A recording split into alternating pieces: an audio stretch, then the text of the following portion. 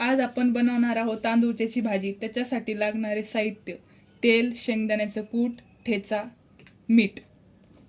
आता आपण कढई तापायला ठेवलेली आहे। थोडंसं तेल टाकायचं। तेल गरम होईस्तोवर थोडंसं थांबायचं। तेल गरम झालेले आहे। आपण ठेचा वाटून घेतलेला तो थोडासा टाकायचा चवीनुसार।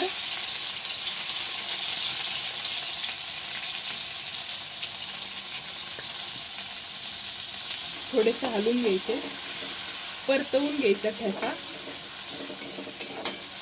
आपला ठेचा परतून झालेला आहे। आता थोडंसं शेंगदाण्याचं कूट टाकायचं। शेंगदाण्याचे कूट थोडे परतून घ्यायचे।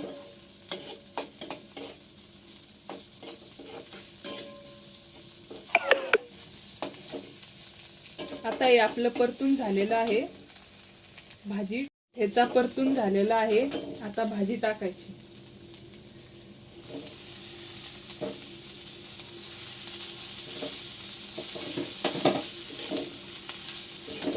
भाजी परतून घ्यायची, थोडी थोडी परतवून घ्यायची। थोडंसं चवीनुसार मीठ टाकायचं।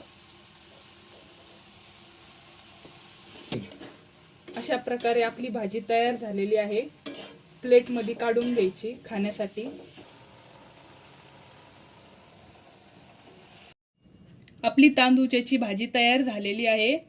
आपण ज्वारीच्या भाकरी सोबतही खाऊ शकता, पोळी सोबतही खाऊ शकता।